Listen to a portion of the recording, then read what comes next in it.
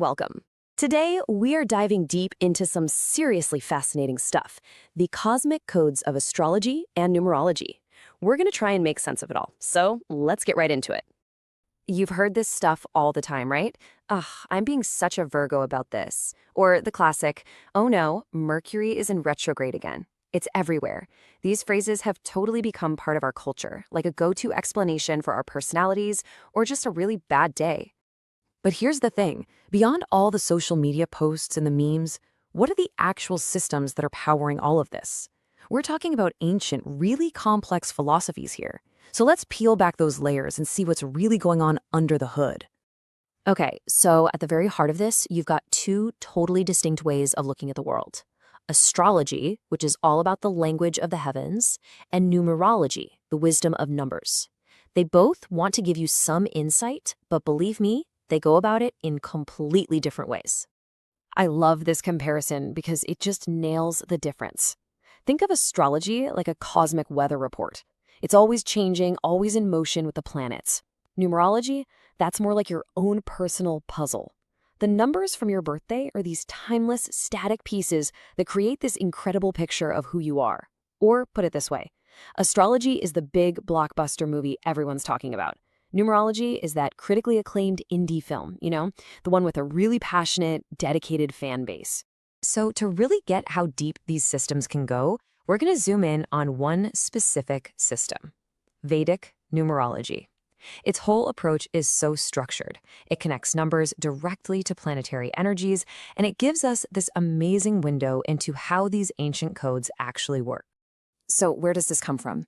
Well, it's rooted in this ancient Indian philosophy called Samkhya, and the whole thing is built on this one core idea, that numbers themselves carry vibrations that link up directly with the planets.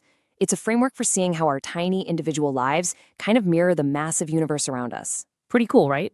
And this is where it all clicks into place. You see, in Vedic numerology, every single number, from 1 all the way to 9, matches up with a planet and its core energy. So like number 1 is ruled by the sun, think leadership, individuality. And then you have number 8 ruled by Saturn, which is all about justice. Every number has its own unique vibe.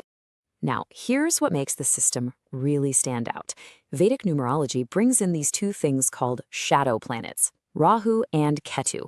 They aren't actual physical planets you can see with a telescope. Nope.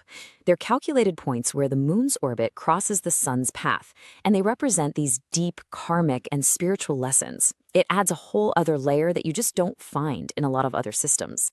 So the system gives you a few key numbers for yourself. First up is your psychic number, and it's super simple to figure out. It's just the day you were born, but crunched down to a single digit. So say you were born on the 18th of the month. You just add 1 plus 8, which gives you 9. Boom, that's your psychic number. And it's said to represent your core personality, kind of who you are on the inside. Okay, ready for the next one? This is your destiny number, and it uses your entire birthday. Let's just walk through an example together. Let's take August 9th, 1963. You add up every single digit. So 8 for August, plus 9, plus 1, 9, 6, and 3. Add all that up, you get 36. Now, just like before, you reduce it down. 3 plus 6 equals 9. And there you have it. This number is supposed to represent your life's path, your purpose. All right, so calculating the numbers is one thing, but what do they actually mean? This is where we shift gears from just doing math to understanding metaphor. It's about seeing these systems less as fortune-telling and more as this incredibly rich symbolic language. The real magic here might not be about predicting the future at all. It might be that astrology and numerology give us this amazing symbolic language. They offer a whole set of archetypes and metaphors that can help us make sense of our own lives, our feelings, and the journeys we're on. Okay, now take a look at this. This diagram comes from a multidisciplinary research journal, and it totally reimagines the planet Saturn. So instead of just being a big ball of gas out in space, Saturn becomes a symbol for an entire journey. From grief, which is the forest, to karma, under the stars, to ethical watchfulness represented by that hound. It's not a map of the sky, it's a map of an inner emotional world. And hey, don't just take my word for it. This quote from that same study really gets to the heart of it. It's an invitation, right? To see astrology not as some silly superstition, but as a deep, symbolic language that can help us explore some of the most profound parts of being human. So, after all that, what's the big takeaway? What should we walk away with? Well, whether we're looking at stars or numbers, it all really boils down to one incredibly powerful idea: recognizing patterns. This quote from Nikola Tesla, wow. He suggests that certain numbers hold a fundamental key to understanding reality itself. He was convinced that energy, frequency, and vibration, all things you can express with numbers, were the secrets of the universe. It's this powerful idea that patterns aren't just in our charts, they're literally woven into the fabric of everything. So here's the bottom line. The most important thing isn't whether you believe in astrology or numerology in a literal sense. It's about recognizing their value as these incredibly detailed systems for looking inward.